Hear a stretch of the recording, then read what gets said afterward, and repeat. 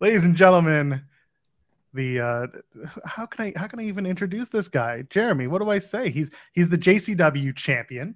There He you is go. one half of the GCW tag team champions with the East West Express.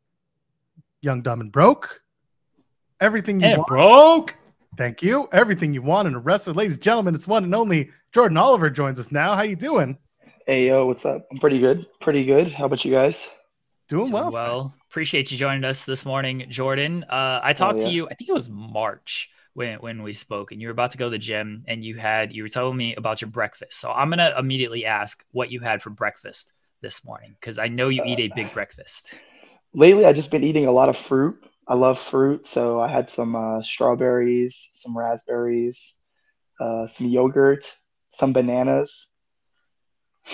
That's a it. good breakfast. I think last time you had like a bunch of eggs and Yeah. bacon and have you cut that stuff out? No, I just like fruit. I don't really like meat so much right now. All right. Fair enough. Yeah. Tomorrow night, Wrestling Revolver, big scramble match for the Remix Championship. What can fans expect in this match? Alex Shelley defending the championship in this scramble match. I think it's interesting to see someone like Alex Shelley in a scramble match. I think that's what's interesting about this match. This is not just like a bunch of like high flyers or anything. It's a few technicians. It's a different kind of scramble than you normally see. So I think this one's going to be very interesting. I think I'm going to win probably because I beat Alex Shelley already like a few times. I took his other belts, so I should take this one too, I think. One belt you're currently holding is that JCW title, and you've been defending it quite well for almost a year now. We're going to get there, I guess it's February, so we're 10 months in. Wow, 10 months. Yeah, I see February here, so maybe is that 10 months? I don't know, man. It's 5 months. I don't know. Do you not know your time at all, Joel Pearl? My God, I don't know what day it is, dude. I got a kid. How long, Jeremy? You know how long? Oh, I'm terrible with math, but I admit it. I don't try to fake otherwise. We'll figure it out. Eventually, it'll be 10 months. Either way, standout matches: Commander, Cole Radrick, Shihiro Irie, Alex Coughlin, who's been on the show. Tell me, who's been, of the toughest defenses you've had, and who are you looking forward to putting that title up against next? Oh man, my first defense against Mance Warner was brutal. That was one of the harder ones for sure. He bloodied me up, busted my face up in LA. And I didn't even know I was going to be having that title defense. The Shigehiro one was very tough. Shigehiro is a beast. That match is definitely worth watching. Man, who am I looking forward to defending against? I want another one with Mike Bailey. I think Mike Bailey deserves another shot. I beat him in the finals. I'll be defending against my partner, Griffin McCoy, at JCW in a few weeks. That's interesting. There's no shot he'll win it, though. Man, there's so many people on the independents right now that would be really awesome defenses. I would like to defend against Ace Austin. Yeah, you're facing him. He's part of the scramble match tomorrow night. Yeah, he is. I love wrestling Ace Austin, but I haven't wrestled him in maybe 3 years. Since he joined the Bullet Club, I haven't wrestled him, so I'm sure he's way different now. I want to defend against John Gresham. I want to defend internationally. More internationally, because I defended in Canada, France, England, and America. So GCW's got Kurikan Hall coming up. Maybe we'll get a Kurikan Hall JCW defense. Australia, who knows? I really want to go international more with the belt. Germany. So, can we circle back? What happened that the Mance Warner match you said wasn't planned? Well, I didn't know that I was going to wrestle him that day. I didn't know I was going to be defending the belt or anything. Was it just randomly they're like, okay, Jordan, you're on the card, this is happening now? Or like, was there something else planned? Like what happened? I was already booked, yeah, but the match just wasn't announced or anything until like the day of. Gotcha.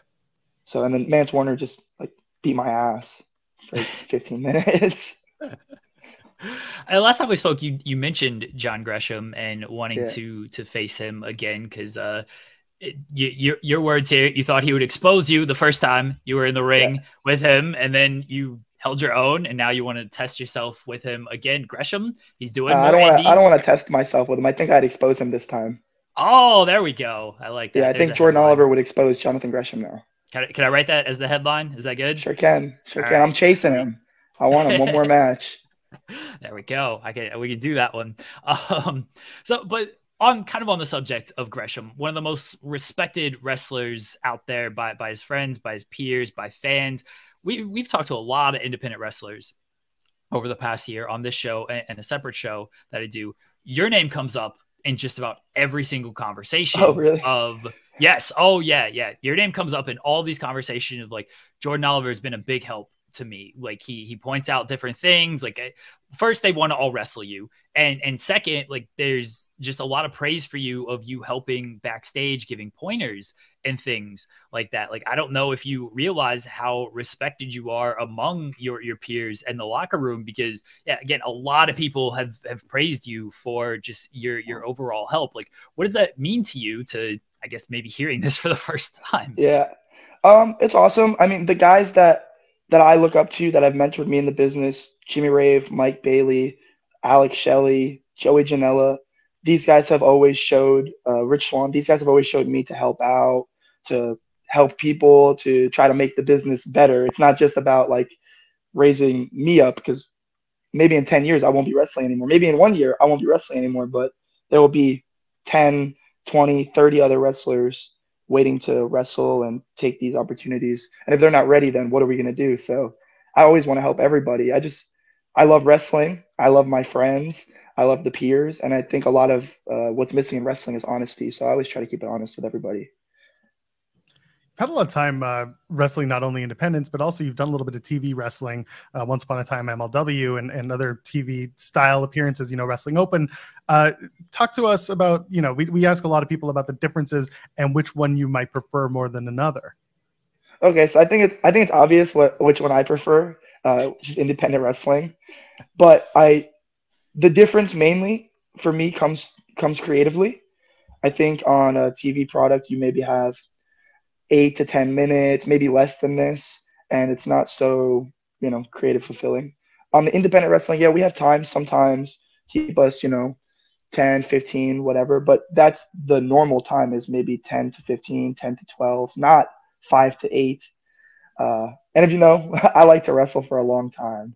So that's the main difference. Of course, there's things like cameras and stuff. Paying attention to these used to be issue on the indies because we didn't have so many cameras, but now with the production teams that we have on independent wrestling, especially Game Changer Wrestling, being able to have live replays and in-screen stuff like this, the cameras are just as important as they are on TV, really, with live stream. So I don't think there's so much difference when it comes to the camera work and stuff, just more about the physical time, the things that you have to do, very strict mainly. So on August 19th, New Japan and a bunch of other companies, All-Star Junior Festival, teaming with Nick Wayne against El Desperado and Mao. How did this come about? I know New Japan, again, last time we spoke, you mentioned wanting to maybe work New Japan with Nick Wayne. So how did this match come about? I don't know. I mean, me and Nick Wayne have, in my opinion, we're an insane tag team. The East West Express is insane. We've only been tagging for like 1 year, and we work like a well-oiled machine. I know everything about him. He knows everything about me. We move like the same like this. He's my left hand, I'm his right hand. We move just like this. So I think just grinding. Me and Nick Wayne have been grinding.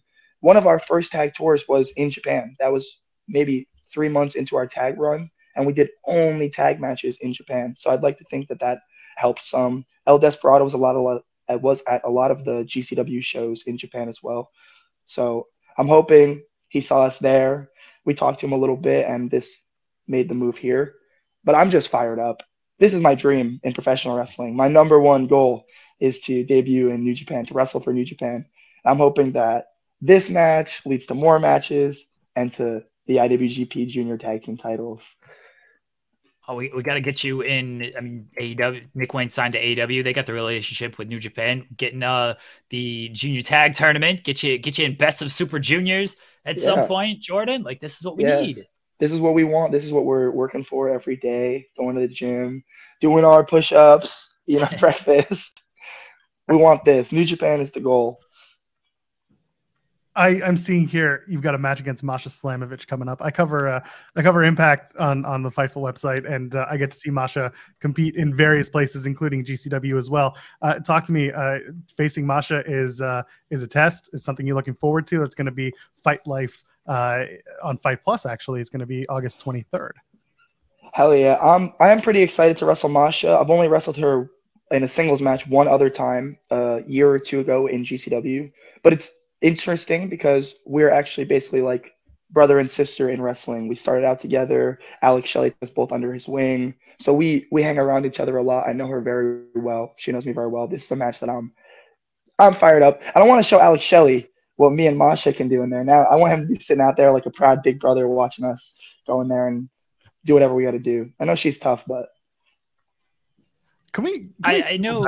I want to hold on. I want to circle back to the Alex Shelley thing, because it feels like everybody is like 1 degree from Alex Shelley, not even 6, just everyone is 1 degree from Alex Shelley and always has like the nicest things to say about him. I know it's going to be what can you say? But like, give me some stuff. What has he done for you in your career beyond the training, and just what has he taught you? Okay, so something that Alex Shelley has done for me specifically, whenever we're on the road with GCW, we're in a town that he would, maybe Detroit or Chicago, something like this. He will make sure that me and Nick Wayne drive the loop with him, stay with him the whole time, so we can talk with him in the car and communicate with him. On top of that, I've wrestled him maybe 10 times at this point. And how you're saying, talent says like, oh, like Jordan will always point out these things. Like, Alex Shelley is, I mean, the guys he's worked with, the places that he's been, the things that he's done, he just knows everything about what I want to be and the kind of man that I want to be in the business. And he always helps me, guides me in the right direction. I was gonna ask about Alex Shelley as well, and to kind of follow up on that. Like, Alex Shelley is a guy who a lot of independent wrestlers, a lot of wrestlers in general, have given their flowers to more recently, and Impact is now giving him more flowers as the Impact World Champion. Like, when you saw Alex win that title, you know, as someone who is out here grinding on the Impact or on the independent scene and everything, like, what did it mean to watch one of your mentors like finally reach that goal of winning the Impact World title? It's awesome. It's really awesome. Me and Nick Wayne watched this match in Paris. It was so incredible to see him win this belt, win this championship. And again, it's like you said, something that I probably didn't expect to ever happen. I never thought that Alex Shelley would be wrestling for world titles, because he just wouldn't chase world titles. That's just not what he's in the business for. But now he's getting what he deserves. Someone's been so influential to the business. There's a million people in wrestling that want to be Alex Shelley. They've been inspired by Alex Shelley. They want to wrestle like Alex Shelley. They want to wrestle like Chris Sabin. And to see these guys finally, you know, make the mountaintop, something that I know he's been wanting for a really long time and feels very prideful about. It's so incredible. Honestly, someone like this deserves everything. Everything should be given to Alex Shelley. He deserves everything. Are you part of the GCW in Detroit shows this weekend? I know. Yes, I never miss a Detroit show. Never miss a Detroit. Have they announced your match? I'm not seeing it on their thing. And I know that you said that I saw on Twitter, like, announce my match, and I've not seen them announce my fucking match, Brett. I wish I could. The thing is, I'm fighting for a JCW title defense right now in Detroit because I love Detroit. It's my favorite city to wrestle in. Harpo's is my favorite venue to wrestle in. I'm the only GCW wrestler that's been on all, 9 or 10 Detroit GCW shows. So I don't know what the match is going to be, but I'm really fighting to defend the JCW belt right now. That's my intention. Can I message Brett and be like, hey, what match is Jordan Oliver having in Detroit? This event's Friday night. Like, you need to know who you're wrestling here. Oh, I know, huh? That's what I'm saying. What is it about Detroit that you like wrestling so much? Oh my God. I just fucking love the people are always so awesome. And when we first started wrestling there, we weren't wrestling in Harpo's. We were doing like VFW with Horror Slam and stuff like this. And the people there are just wild. They're not that the Philly crowd isn't crazy still, but to me, like, when you hear older wrestlers like the Philly crowd is crazy, they're wild. Like, this is what Detroit and Harpo's brings nowadays. They bring this energy, they bring intensity. They want to see good wrestling, and they love it there. I'm blowing my own mind. I said to Jeremy, last time I saw Jordan Oliver was at Emo Fight in 2021. Holy shit! And I remember, I know, right? And this was like you and I had a nice little chat there after the show. But then I just realized I also saw you at the GCW show in Toronto. Oh yeah, I completely just blanked. That show was sick. It was a sick show. Talk to me. I mean, GCW in Toronto ended up being a great, not only tag team with IWS, but just the show itself was a lot of fun because that venue, the Opera House, isn't very much used for wrestling. So talk to me about the experience at the Opera House in GCW. I'll tell you what. I walked into that Opera House late, and I went to walk down some stairs, and I busted my ass down about 13 stairs during the backstage meeting. It was very embarrassing. That venue does not have much of a green room. I get it. It's a small, little, dingy concert venue for mid-level bands, and it does well. But anyway, the venue is beautiful. I loved it there. I wrestled there one more time a few weeks ago for IWS. Yeah, that venue is beautiful, and the GCW versus IWS show packed it out. So to see like Nick Gage perform in this venue was so awesome. I want to ask about one called Manders. We interviewed him on a separate show last week, and I brought up the 3 stages of hell match that you guys have kind of agreed to on Twitter. Yeah. So for you, what would those 3 stages be? And then I'll tell you what Manders said. If we're playing strategically here, I would like to do like a submission match, no lariats match, first person to hit clout cutter wins match, submission, no lariats, and first person to hit springboard cutter wins. I respect that. I totally respect that you're just playing to all of your strengths there. Because Manders did not. Manders went. I think he went singles match, and then he went. I think it was a submission match, and then it was a bull rope match. So this would be fair. This can be the fair version, but if I'm booking it, he's fucked. Yeah, he went fair in this, and I respect that. You're like, nope, I'm going for the win. More wrestlers should do this when picking stipulations, honestly. Yeah, I mean, if you can, we should. I think first to hit clout cutter is the icing on the cake. I never understood what's like, oh yeah, you can pick a rule. I pick no DQ. No, pick something like, I only got to pen you for 1 second. I pick super rules. Yeah. What are we doing here? Wrestlers got to use this stuff to their advantage. Somehow Manders would still beat me in the first person to clout cutter match. Manders was fantastic. Another guy who just said nice things about you and just good guy. You giving him feedback and everything. Cole Radrick is another one who has said kind things. So it's well respected among the locker room, Jordan. Now that you know these things. Yeah, I love it. The thing is, I don't do any of this for that. Like, I don't care. Like, I just want indie wrestling to be better. I just want everyone to hold themselves to a higher standard. I don't think that the younger wrestlers should be so eager to leave. You know, like, I think we should be building this up. We should be trying to make this special again. Eventually, you have to leave. You can't stand the independence forever. This is obvious. But I don't think you should be leaving the indies with 2 years of experience in professional wrestling. So I think back in the day, a lot of the guys, the greats, they stayed on the indies for 10 years, for 7 years, for 8 years. Maybe not. Maybe because they had to. Maybe because they wanted to. I don't know. But I think that, you know, if we are going to have people getting picked up so fast, 5 years, 2 years, we need people that are going to be giving them the right advice. And not that I'm the guy to be giving the right advice, just we need people to be honest and stuff like this. So Dominic Guarini, we spoke to him this week. He echoed a similar sentiment about everybody just kind of getting signed immediately. And then he was saying, like, Darby Allin is like just a different breed when it comes to that. He got it very quickly. People think Orange Cassidy is the part of that. And they're like, they forget Orange Cassidy had been on the independents for like nearly a decade before he like really, you know, he's one of the biggest stars in the world right now. But yeah, he echoed a similar sentiment about just guys leaving the independent scene early. Yeah. I mean, it's not bad. Obviously everyone should get get their money and get the most experience, because now you think about it, they go to the Performance Center, they go to AEW, whatever. They're going to get way better experience in a year than they would of 5 more years on the indies. And they're going to make way more money. So it makes sense to me why you would do this. But I also think personally, it's such a nice feeling to come out in, I don't know, any state, any state, and they know who I am because I've been busting my ass on the independents.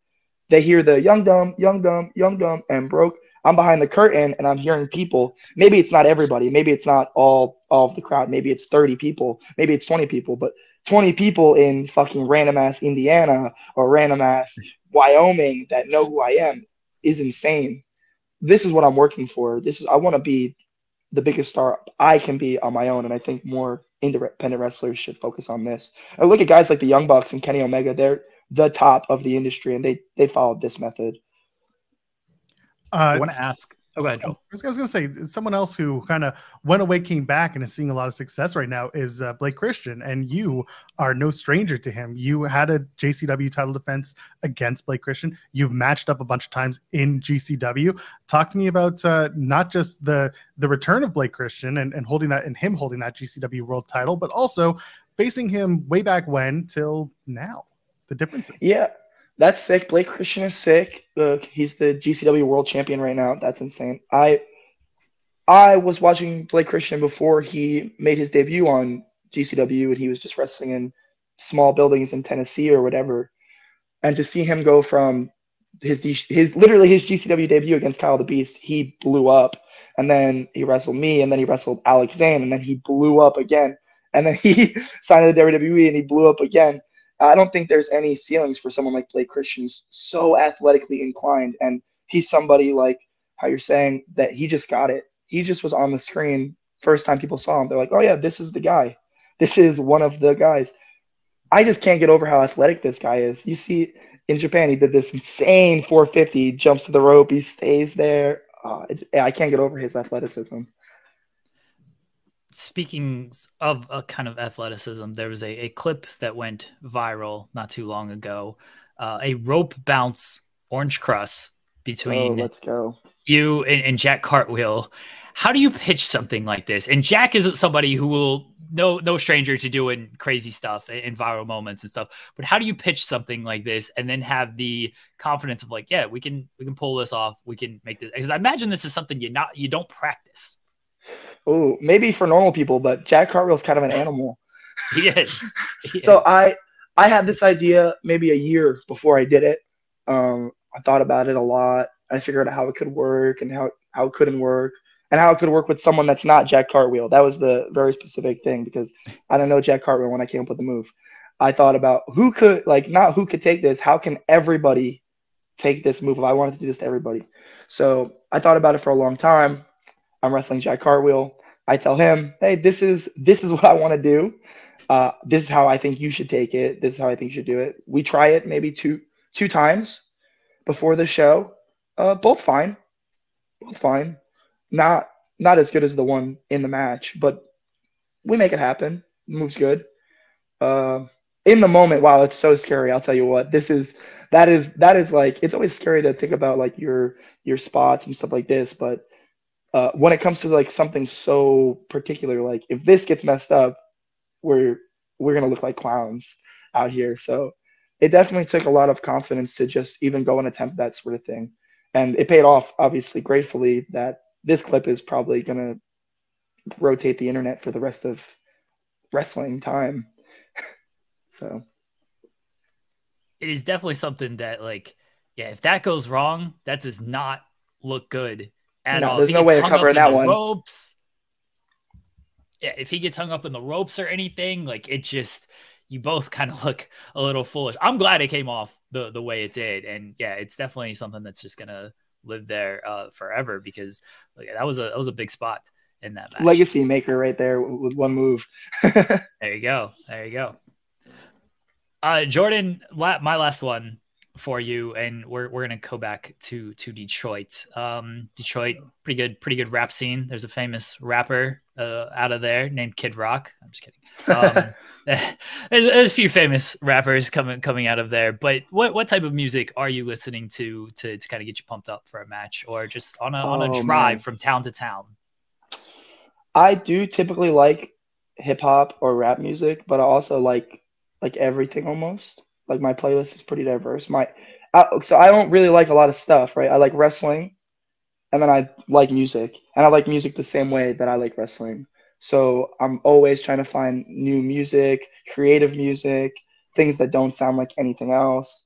So yes, some of my favorite artists are very, very weird, but I like J. Cole a lot. He's like my favorite one. That sounds normal. Your favorite one? That sounds normal. J. Cole, North Carolina guy. Much like yeah, myself, beast. North Carolina. So, have you ever listened to death metal? Is that something that you? No, I don't like this. I do like the hardest I'll go is like Metallica or like Megadeth. I like those a lot when I was a kid. And I feel like they remind me of wrestling. When I hear some Metallica, I think pro wrestling. Jordan, I want to thank you for joining us today. I appreciate you joining us today. Let everybody know where they can find you at. You can follow me on any social medias at the Jordan Oliver, except for Twitter, which it's the Jordan Oliver, but the L is I, so it's 2 I's and Oliver. OIIVER, because I got hacked. I was wondering what happened. That happened, I feel like, shortly after we talked. Like everything got changed. It would have been. Yeah, and I was very confused because I tried to message you. I was like, "Where did his Twitter go? What happened here?" I quit Twitter that day. I didn't have to actually quit, so fake. Thank you again for joining us. Everyone can watch Jordan Wrestling Revolver tomorrow night, Fight TV, and that is for the Remix Championship. He's in a scramble match facing a mentor, Alex Shelley. Billy Starks also in that match. Ace Austin also in that match. So big time scramble match. He's going to be at GCW this weekend for the Detroit show. Don't know who he's facing. Hopefully Brett has a big opponent for you lined up. And then I want the best from Detroit. That's what I want. I want one of these unheard of sick ass Detroit wrestlers. I want Rhino actually. Switch it up. I want Rhino. There it is. Let's get it. What's Van Dam doing this weekend? Get Van Dam out there. What's he up to? And then All-Star Junior Festival in August, teaming with Nick Wayne against Mao and El Desperado. That's going to be a hell of a match and a hell of a show. Jordan, thank you again for joining us, man. Really appreciate it.